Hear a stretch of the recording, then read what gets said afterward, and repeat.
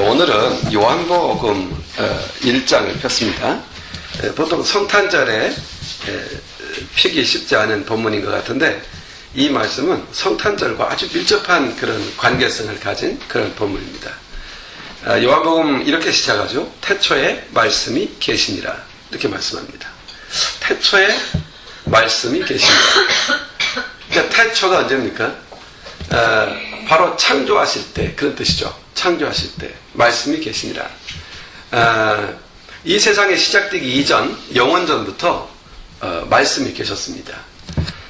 그 말씀께서는 성부 하나님, 성령 하나님과 함께 계셨습니다. 바로 그분이 성자 하나님이신 이 땅에 오신 예수 그리스도십니다. 만물은 그 말씀 하나님으로 인하여 창조되었다고 성경은 기록하고 있습니다. 오늘 본문에 그렇게 기록되었죠. 만물이 그로 말미암아 되었다 그렇게 되어 있습니다. 그리고 세상에 있는 그 무엇도 그가 없이는 된 것이 없습니다. 이 말씀이신 분 안에 우리가 주목해 봐야 할 놀라운 사실을 이 본문이 담고 있습니다. 그게 뭐냐면 이 말씀이신 그분 안에 생명이 있었다 그렇게 말씀합니다. 말씀 안에 생명이 있었다 이렇게 말씀하십니다. 이것은 아주 중요한 표현입니다. 그 생명은 사망에 갇혀있는 사람들에게 생명의 빛입니다. 굳이 생명이 있었다, 생명이신 그분이신데 생명이 있었다라고 말하는 것은 그 생명, 즉 다시 말해서 그 생명이라고 하는 생명은 무슨 생명이냐면 하나님 그분이 생명이신데 특별히 성자 예수님이신 그 말씀 안에 그 생명이 있었습니다. 그 생명이 뭐냐면 사람들의 생명의 빛이라고 말씀합니다. 사람들을 살리는 생명, 그 생명은 누구에게 있습니까? 그리스도 예수 안에 있었다는 얘기입니다. 그 생명의 빛이 세상에 왔고 그 생명의 빛을 비췄다. 이것이 오늘 본문의 내용입니다. 그러나 사람들은 그 빛을 알지도 깨닫지도 못했습니다. 그래서 하나님께서는 이 빛에 대하여 증거할 사람을 보냈습니다. 그가 누구냐면 바로 세례 요한입니다. 이 세례 요한이라는 사람을 우리는 주목해 볼 필요가 있어요. 우리에게서 모델과 같은 그런 인물입니다. 이 세례 요한은 그 빛에 대하여 증거하라고 보냄받은 사람입니다. 그의 사역은 빛에 대하여 증거하는 일입니다. 그런데 이 세례 요한을 딱 보면은 사역에 있어서 가장 중요한 요소로 우리가 갖춰야 될 그 요소를 이 세례 요한에게서 발견해요. 아이덴티티의 문제입니다. 세례 요한은 이 부분에 대하여 분명했고 확실했고 선명했습니다. 사람들이 세례 요한을 봤습니다. 그는 삶과 말과 인격이 분명했고 명료했고 정확했습니다. 그리고 바랐습니다. 분명한 자기의식을 가지고 있었고 그는 어떤 것을 행할 때 분명한 목적을 가지고 정확하게 행동했습니다. 뿐만 아니라 그는 정직했고 진실했고 근면했고 검소했고 성실했고 정결했습니다. 그 당시 어떤 지도자에게서도 발견할 수 없었던 어떤 종교인에게서도 발견할 수 없었던 그런 정직함과 바른과 분명한 아이덴티티가 그에게서 발견되었던 것이죠. 그러니까 사람들이 깜짝 놀랐던 것이죠. 그래서 사람들은 오해하기 시작했어요. 세례 요한이 메시아일 것이다. 그가 메시아일 것이다. 사람들은 그를 발견하자 그를 그리스도로 오해했습니다. 그러자 요한은 그들에게 분명한 자신의 정체성, 자기가 누구인가를 정확하게 밝힘으로 삶을 시작합니다. 나의 아이덴티티는 나는 그 빛이 아니다. 나는 그 빛이 아니다. 나는 그리스도가 아니다. 너희들이 지금 나를 보고 그리스도인 줄로 생각하는데 난 그리스도가 아니다. 나는 빛에 대하여 증거하러 온 사람이다. 빛에 대하여 증거하러 온 사람이다. 정체성은 대단히 중요한 문제입니다. 여러분, 우리가 신앙생활하고 오늘 예배를 드리고 우리가 삶을 살아가는 데 있어서 내가 누군가라고 하는 이 자기 정체성, 아이덴티티 문제를 정확하게 하지 않으면 온전한 예배 드릴 수 없습니다. 우리의 삶도 정확하게 삶의 방향을 향해서 나아갈 수 없습니다. 내가 무슨 일을 하고 무슨 잡을 가지고 살아가더라도 이 아이덴티티가 분명하지 않으면 혼돈스럽게 되는 겁니다. 쉽게 실망하고 절망하고 주저앉고 좌절하게 되죠. 여러분, 우리도 이 세상에 살면서 분명히 갖춰야 될 아이덴티티가 있습니다. 그게 뭡니까? 나는 구원받은 하나님의 자녀라는 것이죠. 나는 천국의 소속이며 세상의 소속이 아니라는 것이죠. 이거 쉽게 말하는 거 아닙니다. 하나하나 깊이 생각해 봐야 될 문제입니다. 나는 이 세상 소속이 아니고 천국 소속의 존재입니다. 이게 우리 아이덴티티입니다. 나는 영원한 천국 영생이라는 영광을 소유하고 있는 존재입니다. 나는 오늘 이 시간 이 세상을 떠난다 할지라도 결코 사망에 굴복될 수 없는 생명의 존재입니다. 지금 나는 잠시 세상을 거닐고 있는, 아주 잠시 거닐고 있는 삶의 과정, 순례자, 나그네, 바로 그것이 이 세상을 살아가는 우리의 잠시의 여정일 뿐입니다. 그런 나에게는 분명한 사명이 있습니다. 여러분의 사명이 있습니다. 그게 아이덴티티의 문제입니다. 우리의 사명은 우리들의 삶의 환경 속에서 주어진 잡이나 직업이나 또는 우리의 여건 속에서 주어져 있는 모든 관계나 이런 관계 속에서 실행되어져야 할 그 어떤 것입니다. 그게 무엇입니까? 오늘 세례 요한에게 주어졌던 아이덴티티의 본질은 바로 우리의 본질입니다. 그럼 뭐겠습니까? 그것은 바로 그 빛을 증거하는 것입니다. 빛의 증인이 되는 것이죠. 그 빛의 복음을 전하는 것, 생명의 복음의 증인이 되는 것, 이것이 아주 우리에 있어서 삶의 본질이며, 그리고 우리 자신의 정체성을 갖는 아주 핵심적인 핵과 같은 포인트가 되는 것이죠. 아주 포인트가 되는 것이죠. 오늘은 성탄주일입니다. 바로 그 말씀이 육신을 입고 이 땅에 오신 날입니다. 참 이것은 우리가 이해할 수가 없는 일입니다. 어떻게 말씀이신 그분이 육신을 입고 이 땅에 오셨는가. 하여튼 이 성탄절을 맞이하면서 먼저 우리가 생각해야 될 것은 말씀이신 예수 그리스도에 대하여 아는 것입니다. 그것을 묵상할 수 있어야 합니다. 매년 성탄절을 이렇게 절기를 맞이하면서 마음이 아픈 것, 우리 앞서 우리 지연권찰도 기도인도 하면서 얘기한 바가 있습니다만은 많은 사람들은 성탄절을 바르게 지내지 못하죠. 즉 예수 그리스도가 없는 성탄절을 원해요. 그래서 요즘은 메리 크리스마스라고도 안 해요. 그냥 메리 홀리데이라고 그렇게 말해요. 왜 그런지 알아요? 예수님을 빼겠다는 거예요. 예수님을 다 빼겠다는 것이죠. 그래서 예수가 없는 성탄절, 이런 것이 바로 이 세상이 추구하는 것이죠. 우리는 이런 사실을 보면서 이렇게 반응해야 돼요. 왜 그럴까? 왜 세상이 저렇게 갈까? 아니에요. 그게 정상이에요. 세상은 그렇게 갈 수밖에 없어요. 세상이 그렇다고요.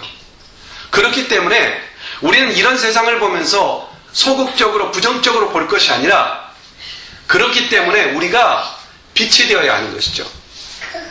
우리로 하여금 빛으로 두신 것이죠. 이걸 믿으셔야 돼요. 우리를 소금으로 두신 것이죠. 그런 세상의 변화에 따라서 내가 자극받거나 그로 인하여서 영향을 받거나 실망하거나 그럴 수가 없어요.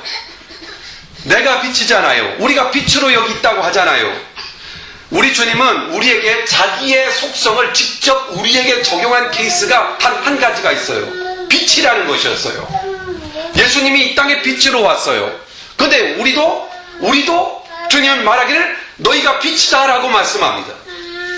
그러므로 우리가 어둡다라고 실망하거나 낙심할 것 없습니다. 왜냐하면 이 세상이 본래 어둠입니다.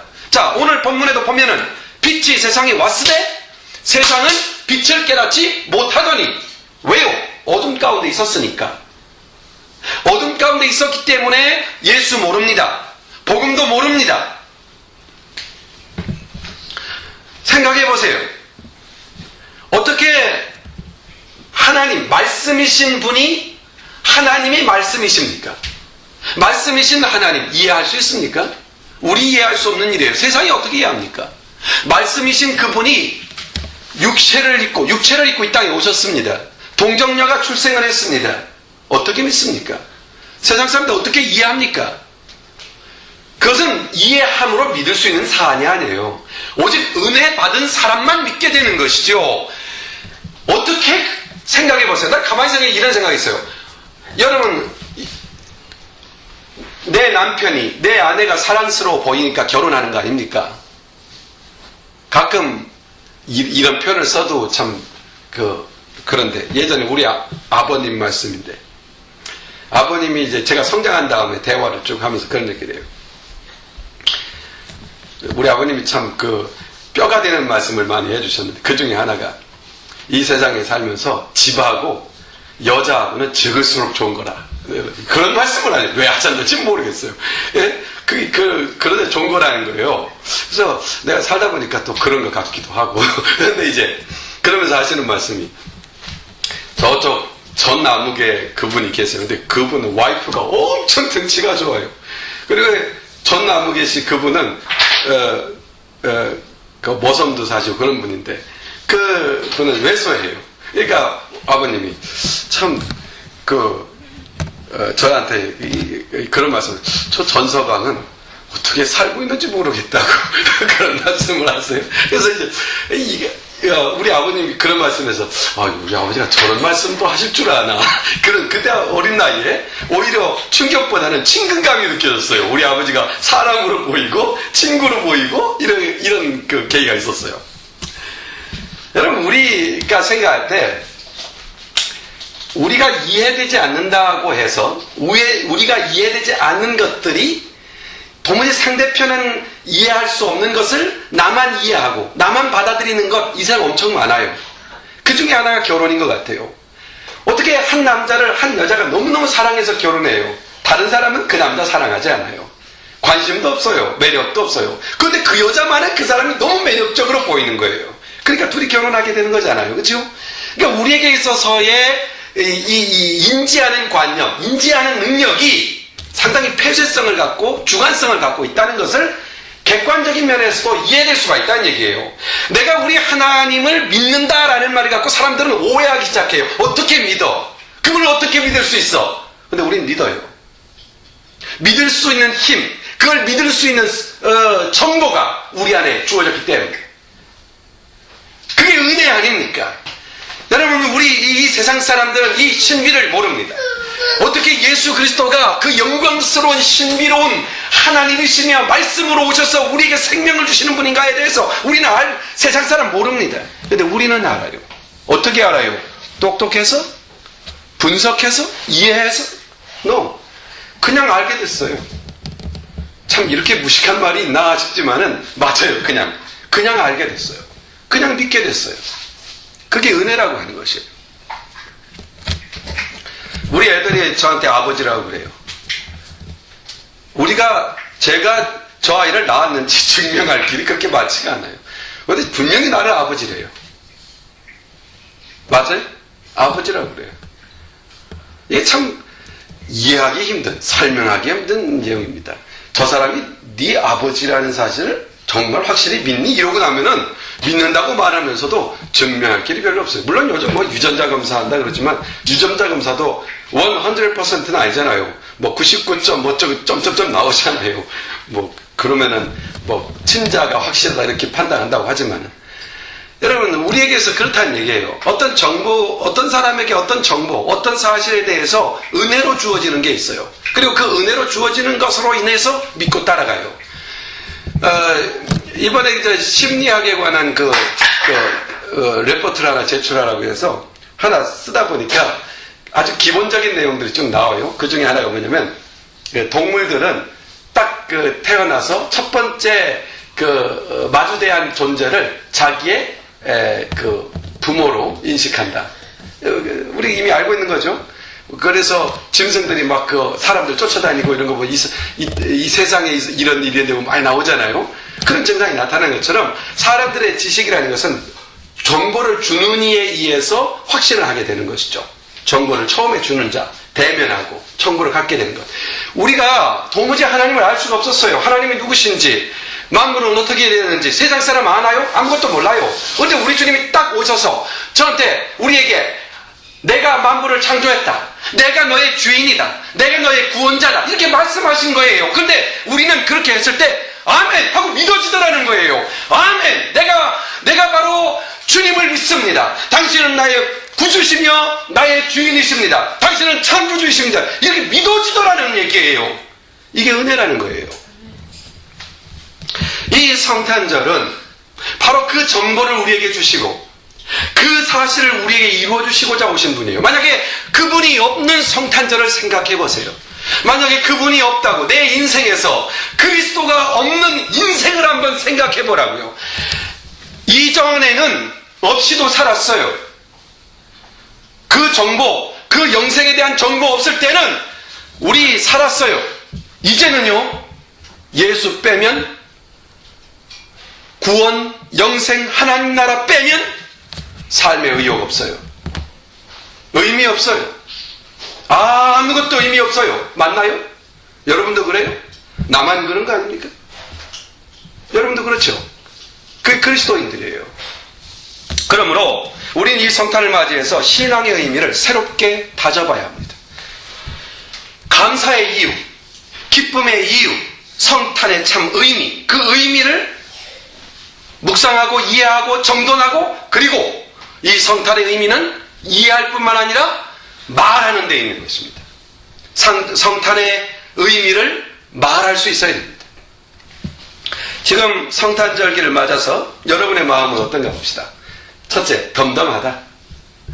어떤 분이 그래요. 누가 그랬죠? 우리 은주자매 그랬나? 요즘 성탄절이 와도 요즘은 시대가 성탄절이 별로 분위기가 느껴지지 않는다고 그런 말 비슷하게 했던 기억이 나는데 맞는지 모르겠어요. 근데 내가 성탄에 관해서 이렇게 절기를 맞이했는데 어떤 그 들뜬 캐롤송이 울려 퍼지고 사람들이 웅성웅성하고 선물을 주고받고 뭐 이렇게 뭔가 성탄 분위기라는 거, 이런 거에 익숙해 왔기 때문에 그런 것이 없으니까 아유 덤덤하다 라고 생각하고 보낸다면 여러분은 이 성탄의 의미를 제대로 누리고 있지 않는 것이라는 사실이에요. 성탄절기가 되면 우리는 이걸 생각해야 돼요. 지각을 사용해서 왜 그리스도께서 이 땅에 오셨을까? 아버지께서는 왜 그 아들을 우리에게 보내셨는가? 그가 오신 이유, 오늘 찬양도 했네요. 그가 오신 이유, 또 그가 오셔서 하신 일, 그가 오셨다는 것이 나에게 어떤 의미, 어떤 결과, 어떤 삶을 가져오게 되는가 라는 문제들을 깊이 생각하는 겁니다. 그러므로 성탄절이 가까웠을 때 우리가 할 일은 묵상입니다. 깊은 생각입니다. 여러분 이번 주간에 집에 돌아가서 적어도 성탄의 의미를 조용히 face to face 우리 하나님 앞에 딱 대면하고 서서 그가 주신 성탄의 의미를 생각하고 곱씹어 생각하고 묻고 그리고 그분의 음성을 들을 수 있는 그런 시간들이 필요합니다. 이게 그리스도인이 가질 수 있는 생명력의 원천이기 때문이죠. 그리고 감사의 이유를 정확하게 알고 그 기쁨의 이유를 정확하게 알고 느끼고, 그러니까 이전에는 성탄의 분위기가 이렇게 늦게 와서 이렇게 즐겼는데 이제는 성탄의 의미를 생각하고 또 생각해서 이 의미가 가슴으로 탁 내려오는 순간 그 속에서 솟구쳐 오르는 감격, 감사, 그 은혜, 이것이 터져 나오는, 그래서 말할 수 없는 그 감격으로 인해서 그리스도의 복음을 전하고 싶은 열정들이 우리 안에 일어나는 거예요. 바로 그러므로 우리에게 필요한 것은 묵상입니다. 그 말씀을 묵상하는 시간을 꼭 가져야 돼요. 그래서 나를 찾아오신 하나님, 나와 함께 하시는 하나님을 대면하게 될 때 그분이 나에게 주시는 그 임마누엘의 역사하시는 그런 실존, 내 안에 함께 하시고 내 안에서 역사하시는 그분의 실존을 경험하는, 그러라고 성탄절기를 준 것입니다. 그러라고요. 그러니까 성탄의 분위기를 즐기라고 준 것이 아니라 성탄절을 지키는 이유는 성탄의 의미를 깊이 생각하고 그것을 가지고 하나님 앞에 나아가서 그분의 은혜를 전인격적으로 다시 한번 인격화된 그런 누림을 가지라. 이게 바로 성탄절기가 주고 있는 지키는 목적이며 의미인 것입니다. 그러니 성탄을 세상 사람들이 즐기듯 세상 사람들이 느끼듯 즐기고 느끼려고 하는 그런 마음이 조금이라도 있다면, 그러면 세상의 분위기가 고조되면 성탄 분위기가 느껴지고 세상의 분위기가 다운되면 나도 안 느껴지고 이런 거라면 우리는 참다운 그리스도인으로서의 성탄절은 잊고 있는 것이라는 얘기입니다. 성탄은 우리 주께서 이 땅에 오신 이유를 생각하는 절기입니다.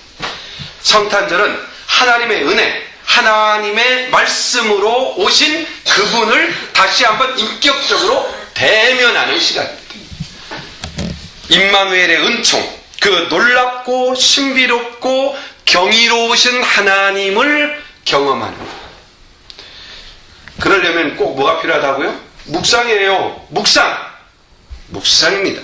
묵상하는 성탄절이 되어야 합니다. 특별히 묵상할 때 예수님에 대하여 묵상할 수 있어야 합니다. 여러분, 예수님에 대하여 성경은 여러 곳에 여러 표현으로 나타나고 있죠. 목자라는 표현을 쓰기도 하고 생명의 떡이라고도 하고 반석, 피난처, 방패, 지혜 이런 표현들로 표현하고 있죠. 그런데 오늘 본문에서는 예수님을 두 가지로 표현하고 있습니다. 예수님을 두 가지로 표현하는데 첫째는 말씀이시다 이렇게 말합니다. 그는 말씀이시다. 태초에 말씀이 계시니라. 이 말씀이 하나님과 함께 계셨으니 이 말씀은 곧 하나님이시다. 말씀이신 하나님, 그분이 누구냐? 예수 그리스도시다 라고 말씀합니다. 이 말씀이란 말이 헬라어로 로고스라는 단어를 사용합니다. 이 로고스라는 말은 정말 신비스러운 단어입니다. 이 철학적인 언어로서 이 단어는 만물의 지배, 만물의 구성을 하고 있는 질서, 만물의 기초가 되는 어떤 원리를 의미하는 단어로 이 로고스라는 단어가 쓰입니다.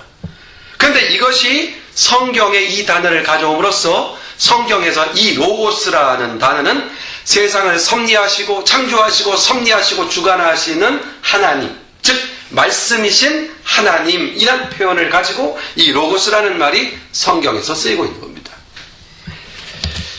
그래서 우리가 하나님을 만난다라고 할 때 어떻게 만나요? 보이지 않는 하나님을 어떻게 내가 만나요? 보여야 만날 게 아닙니까? 보이는 하나님, 내가 들을 수 있는 하나님, 내가 만질 수 있는 하나님, 그분이 누굽니까? 로고스이십니다. 말씀이십니다. 우리는 말씀을 대하며 그를 봅니다. 말씀을 대하여 그를 만집니다. 말씀을 대하여 그분을 느낍니다. 로고스이시기 때문입니다. 여러분, 여기 본다는 말을 이해를 바로 해야 돼요. 본다고 하는 말은 우리의 육안으로 본다는 말이 아닙니다. 믿음에서의, 성경에서의 본다는 말은 믿음을 말하는 것입니다. 믿음이 보는 것입니다. 믿음이 사실입니다. 믿음이 그것입니다. 봅시다. 나는 내 아내가 나를 사랑한다는 것을 믿습니다. 이 말은 사실입니다. 그리고 나는 그 사랑을 봅니다. 이해하시겠어요? 믿음이 보는 것입니다. 그러므로 우리는 하나님의 말씀을 대면하고 그 말씀을 아멘하고 믿으며 그분을 만납니다. 그 말씀이 나를 치유합니다. 그 말씀이 나를 깨닫게 합니다. 그 말씀이 나를 인도해 갑니다. 그 말씀이 나를 교정합니다. 그 말씀을 나를 새롭게 합니다. 그 말씀이 나를 정결하게 합니다. 이보다 확실한 체험 있나요? 이거보다 확실하게 볼 수 있는 게 있나요? 로고스로 오셨기에 우리가 그것을 갖게 되는 것입니다.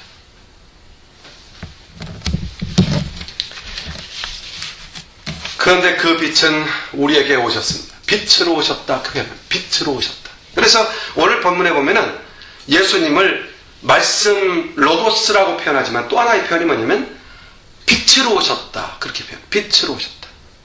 빛이 오셨다. 근데 빛을 뭐라고 빛이라고 하냐면 참빛 이렇게 합니다. 참빛.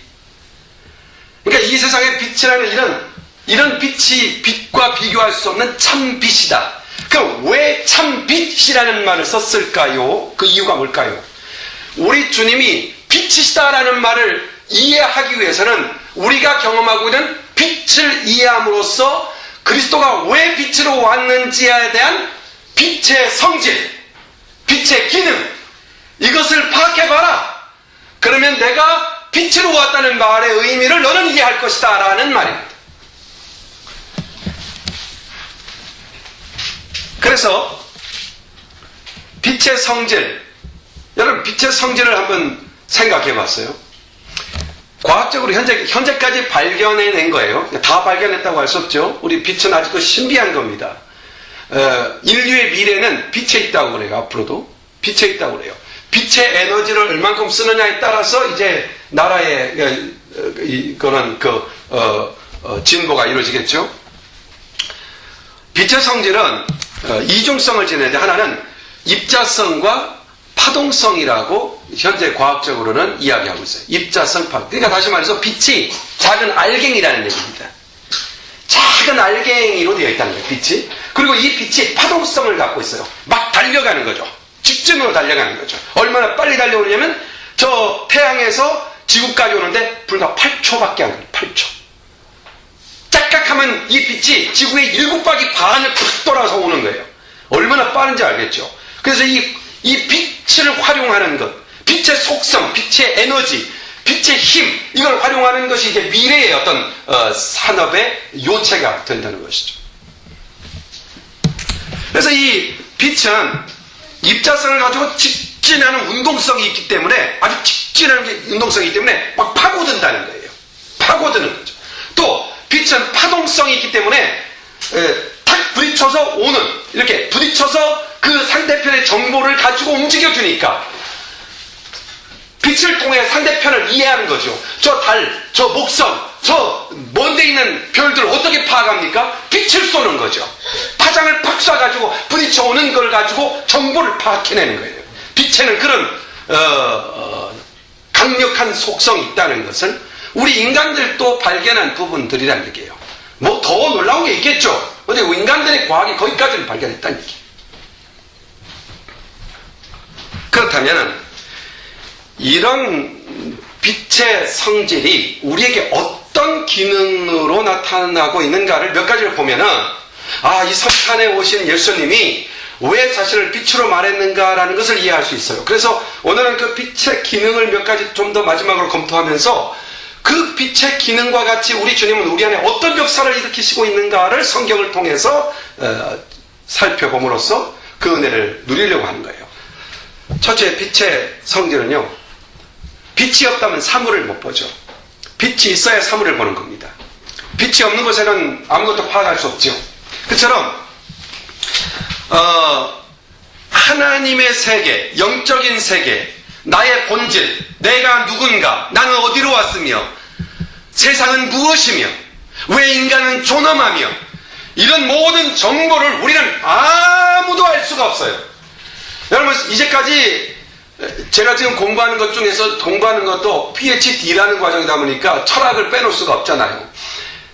아무리 자료를 뒤집어보고 살펴보더라도 인간의 본질을 설명하는 곳은 단 한 곳도 없어요. 그럴 것이다 라는 추측은 존재하지만 이것이다 라고 말하는 문서는 단 하나도 존재하지 않아요. 그런데 어디만 있는지 알아요? 바이블에 있어요.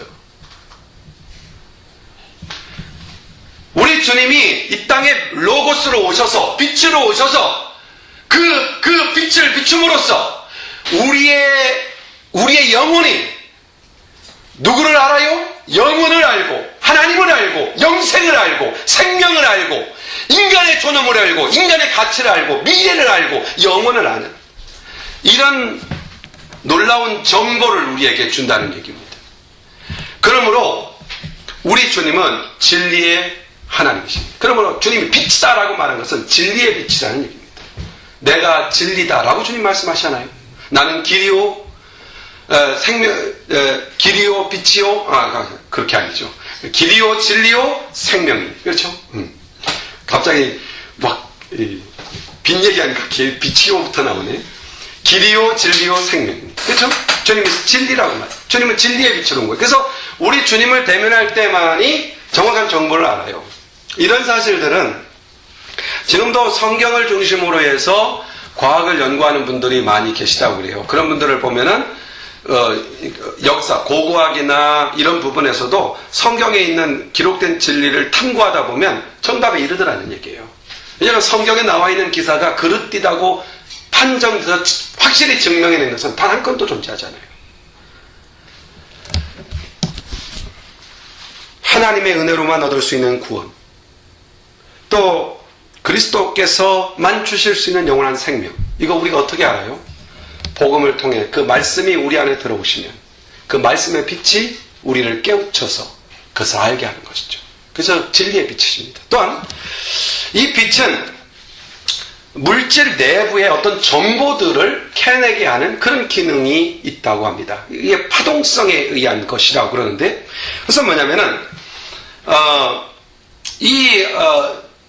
모든 물질이 갖고 있는 어떤 고유한 정보를 이 빛이 빛이 갖고 있는 에너지의 빛이 딱 그 물질 속으로 들어가면서 그 파장이 들어가서 빛의 파장이 들어가서 그 물질에 있는 모든 것의 정보를 흡수해서 그것이 반장으로 나오면 정보를 가지고 나오는 그 정보를 가지고 그 물질들을 파악해낸다는 거죠. 저 설명하면서도 전 그건 잘 몰라요. 근데 막 그렇게 분석하는 장치가 있다면서요. 나 잘 모르겠는데 그런 기계가 있다면서요. 어떤 기계다 넣고 막 광석도 분석하고 그런다면서요.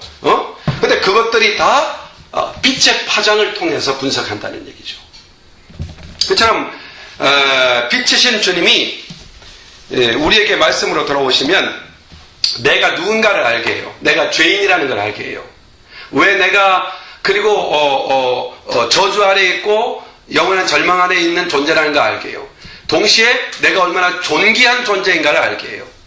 그래서 희망도 소망도 미래도 없는 인생인데 그리스도의 복음이 나로 하여금 생명과 영생과 영광을 그리스도께서 우리에게 부여하신다는 것을 알게 되는 것이죠. 그걸 깨닫게 되는 거예요. 여러분과 제가 그걸 깨달았기 때문에 예수를 주라 시인하는 자가 되었잖아요. 성경에도 고린도전서 12장 3절에 보면 뭐라고 합니까? 성령으로 아니하고는 너희가 예수를 주라 시인할 수 없다고 할 때 이 성령이 바로 뭡니까? 진리의 빛이시고 예수 그리스도가 온 진리의 그 빛이 바로 이 성령 하나님께서 드러내시는 거 아닙니까? 그러므로 성령 하나님은 진리의 빛이십니다. 예수님은 진리의 빛으로 오신 겁니다. 그래서 빛이시다 이렇게 표현한 거예요. 그것 또한 이 빛은 강력한 에너지를 가지고 있다고 해요. 그래서 에너지 어떤 그 아인슈타인의 에너지에 대한 어떤 이론을 정리한 걸 보면은 에너지는 질량과 빛의 속도의 제곱이다 이런 그 공식을 그 사람이 발견해 내지 않습니까? 아주 위대한 발견이라고 보죠. 과학의 역사 속에서 태양에서 나오는 그 어마어마한 빛이 빛을 담고 우리 지구에 딱 비치는 순간 그 빛의 에너지로 인하여서 모든 생명들이 살아나죠. 강력한 에너지죠. 여러분 빛으로 오셔서 우리 주님이 우리에게 생명을 부여하시는 생명의 하나님이라는 것을 나타내고 계시는 거죠. 우리 주님은 생명의 주님으로 오신 거예요. 우리 주님이 우리의 빛이 되어주시는 것이죠. 우리는 삶의 의미와 목적, 소망과 비전, 살아갈 힘과 능력 이 어떤 것도 본질적으로 우리는 찾아낼 수 없었는데 그리스도는 오셔서 그 일을 우리에게 주신 것이죠. 그리고 이 빛의 정보는 피차 간에 정보를 교환하고 서로가 정보를 교환할 수 있는 그런 어떤 능력이 존재한다고 그래요. 그게 아마 예를 들면 이런 것들이죠. 우리는 집에 앉아서 텔레비전을 봅니다. 아무것도 연결 안 했는데 무선으로 인터넷이 작동합니다. 이런 것들이 다 빛의 그런 에너지의 어떤 빛의 힘이라는 거죠.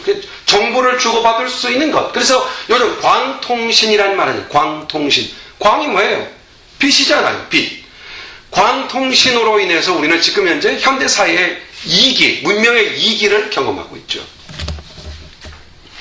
내가 영화를 보고, 내가 라디오를 듣고, 내가 휴대폰을 사용하고, 이게 다 광통신의 효과라는 것이죠. 그처럼 빛이라고 하는 것은 놀라운 정보를 교환하게 하는 그런 역사를 가지고 능력을 갖고 있다는 거예요. 우리는 하나님을 만나서 예수 그리스도가 진리의 빛으로 왔을 때 우리는 사랑할 수 없는 사람을 사랑할 수 있다는 것, 용서할 수 없는 사람을 용서할 수 있는 사람, 관용, 이해, 용납, 격려, 위로, 평화, 평강, 이런 요소들이 바로 진리의 빛이신 그리스도가 오셨을 때, 그분과 교통할 때 그 빛으로 말미암아 새로운 교통이 이루어진다는 얘기죠. 새로운 교통의 자리가 된다는 것이죠. 우리 주님은 빛으로 오셔서 우리 자신을 변화시키고 우리로 하여금 그가 갖고 있는 정보를 쓸 수 있는 사람으로 만들어 가시는 분이라는 얘기예요. 그러니까 예수님을 빛으로 표현하고 있는 것이죠. 더 나아가서 이 빛이라고 하는 것에는 얼마나 빛이 강한 힘을 갖고 있는가 하는 문제는, 저는 초등학교, 그러니까 그 당시 국민학교 2학년 때 막 정말 판타스틱한 그런 정말 말할 수 없는 정말 감격을 느낀 적이 하나 있어요. 그게 뭐냐면은 선생님이 돋보기를 딱 들고 창가로 보이라고 하더니 딱 태양볕에 대고 초점을 딱 맞추니까 시꺼먼 쪽에 불이 나더라고. 깜짝 놀랐어요. 그때 어떻게 기적이 일어난 줄 알았어요. 여러분은 안 그랬어요? 여러분 다 그 정도 상식 가지고 학교를 다녔나요? 전혀 그게 너무 신기해서 그때부터 내 소망이 뭔지 알아요? 돋보기 하나 갖는 거였어요. 돋보기 하나. 시골에서 돋보기 어디서 합니까? 과학실에나 가야 돋보기 있죠. 그래가지고 몰래 과학실에 가가지고 돋보기 갖다가 그거 태우는 재미로 거의 한 몇 개월은 보낸 것 같아요. 그렇게 신비하고 재밌었어요. 그래서 생각할 때 그 다음에 얼마나 생각이 진보했냐면, 저 공간 위에다가 한 50m 정도 공간 위에다 큰 돋보기를 하나 달아놓고 밑에다 딱 해서 밑에가 막 끓이면은 엄청난 에너지가 나오기 때문에 그 에너지로 그럼 발전기도 돌리고 이러면 되지 않을까. 어렸을 때 그런 생각도 했다니까요. 깜짝 놀랐어요. 여러분, 이 빛은 힘이 있잖아요. 얼마나 강력한 힘이 있나요? 특별히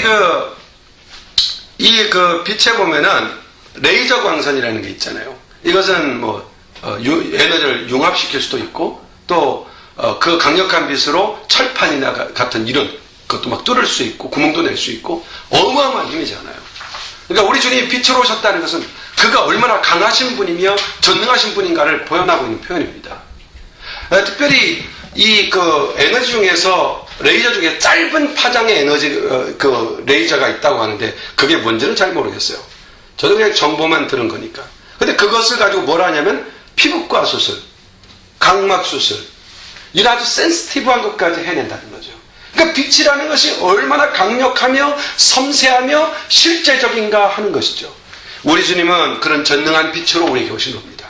우리 안에 오셔서 우리에게 아주 강력하고 완전하고 정교한 힘을 가진 그 전능한 힘으로 우리를 지키고 인도하고 보호하시고 보존하시고 회복시키고 새롭게 하시는, 치유하시는, 그리고 목적과 목표와 소망과 의미와 가치를 부여한 자로서 그것을 실행할 수 있는 힘을 주시는 그런 전능하신 분이심을 나타내는 그런 표현으로서 그는 세상에 빛이셨다라는 것이죠. 빛이라는 말을 쓰고 있다는 것이죠. 마지막으로 하나 더 생각해 보면은요, 이 빛이라는 거요, 기분이 우울할 때 햇빛이 쨍쨍 찌는 데서 조금만 앉아 있으면요, 기분이 나른하게 풀어지는 그런 것을 경험을 누구나 웬만한 사람 다 합니다. 아주 강팍한 사람만 빼고. 그런데도 그게 안 된다 그러면 좀 내가 강팍한 편이구나 이렇게 하시면 돼요. 강팍한 사람 빼고 태양빛에 앉아서 나른한 시간을 보내면요, 사람이 유연해지죠. 그처럼 이 태양빛이라는 것이 사람의 기분을 바꾸는 그런 능력이 있다는 거죠. 그래서 어떤 건축술에 있어서 요즘은 빛의 각도, 빛의 조명을 통해서 집 자체가 힐링이 되는 집을 건설하는 이런 아주 수준 높은 그런 건축술도 개발되고 있다고. 또 그 실제화된 데도 있고요. 그렇다는 얘기를 들었습니다. 뿐만 아니라 이 태양빛에는 비타민 D를 생산하는 그런 힘이 있죠. 우울증 치료에 가장 효과적인 것이 태양빛이라고 해요. 그처럼 우리 주님은 우리의 생명의 빛으로 오시고 치유의 빛으로 오셔서 우리의 환경과 삶과 아픔과 고통과 환경을 바꾸시고 우리를 회복시키는 분이 주님이시라는 얘기예요. 뿐만 아니라 내 몸과 또 내 가족과 내 인간관계가 이런 것들을 치유하시는 그런 강력한 빛으로 오신 분이 주님이시라는 거예요. 치유의 빛. 뿐만 아니라 내 인격과 삶을 교정하고 온전히 세우시는 그런 능력으로 우리에게 오신 분이 바로 주님이시라는 얘기입니다. 그래서 빛으로 오셨다. 주님은 치료의 빛으로 오신 것이죠. 자, 이제까지 저는 성탄절에 예수님이 오신 사건을 말씀으로 오셨다, 말씀이신 하나님이시다, 그가 세상에 참 빛으로 오셨다라는 이 두 가지 단어를 오늘 이 성탄절 메시지로 묵상해 봤습니다. 여러분 이 말씀을 들으면서 어떤 생각을 갖습니까? 아, 우리 주님이 빛으로 오셨다는 말이 좀 실감 있게 느껴졌으면 좋겠습니다. 주님이 말씀으로 오셨다는 것, 주님이 빛으로 오셨다는 것이 우리에게 얼마나 자애롭고 우리를 위한 주님의 인카네이션인가를 다시 한번 생각하고 그분을 묵상할 수 있어야 되는 것이죠. 근데 오늘 말씀을 마무리하면서 한 가지 아주 중요한 문제를 짚어보고 마무리하려고 해요. 그게 뭐냐면 빛으로 오신 주님과 주님이 오시면 내가 주님의 은혜를 입죠. 그런데 이 빛의 반대되는 요소가 뭡니까? 어둠이잖아요. 어둠은 누가 지배하는 겁니까? 사탄이 지배하는 것이죠. 예수님과 나와의 거리와 빛과 사탄과 나와의 거리가 누가 가까울까요? 이런 표현들이 왜 이 표현을 썼냐면 우리 실생활에서 보면 이렇게 은혜를 받잖아요. 예배를 통해 은혜를 받고 딱 나가면 어느새 내 마음이 어두워지는 것을 금방 느끼죠. 그렇죠? 어떤 분이 아주 재미있는 표현을 썼어요. 그러다 보니 그런 게 있어요. 깜깜한 공간에서 스위치를 내렸다 켰다 이렇게 몇 번 해보라는 거죠. 스위치를 내리면 깜깜하잖아요. 스위치를 탁 키면 순간 환해지잖아요. 스위치만 딱 내리면 어떻게 돼요? 순간 깜깜해지잖아요. 우리 주님이 빛으로 오셨다는 것. 그가 내게 빛으로 왔지만 내가 마음을 닫으면 난 어두운 뿐이라는 거예요. 그분에게 열어야 되는 거예요. 그분이 정말 능력이신가? 치유하시는가? 나에게 지혜가 되시고 나에게 인도자가 되시고 나의 위로자, 격려자, 나를 도우시는 분이신가를 경험하고 누리려면 그분에게 문을 열어야 된다는 것이에요. 주님과의 교제가 단절되는 순간 우리 마음은 어디에 닫혀요? 어둠에 닫히는 거예요. 항상 오픈해야 돼요. 언제나 주님을 향하여 오픈해야 돼요. 이 성탄절을 맞이해서 우리를 찾아오신 주님에 대하여 박대하는 사람이 되서는 안 됩니다. 마구간 주인, 구유의 누인 예수 그리스도를 생각해 보세요. 이 여관집 주인은 그가 자기 집에 왔지만 만나지 못했어요. 마음의 문이 닫혔어요. 그의 마음은 여전히 어둠이고 빛은 밖에 있어요.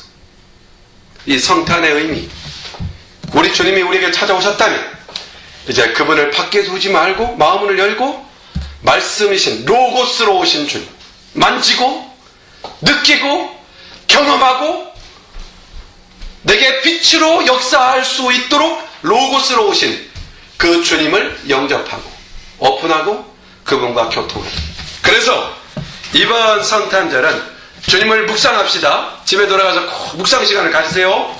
주님을 묵상하십시다. 그리고 그분을 인격으로 만나 페이스 투 페이스 정말 그분을 대면해서 그분이 말씀으로 오셨구나, 그분은 로고스시구나, 그분은 빛이시구나, 참 빛이시구나, 여러분의 감정이 넘치는 삶이 되기를 축원합니다. 기도합시다.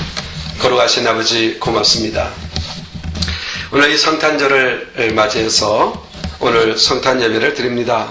우리 사랑하는 모든 성도들과 함께 말씀으로 오신 주님, 빛으로 오신 주님 묵상했습니다.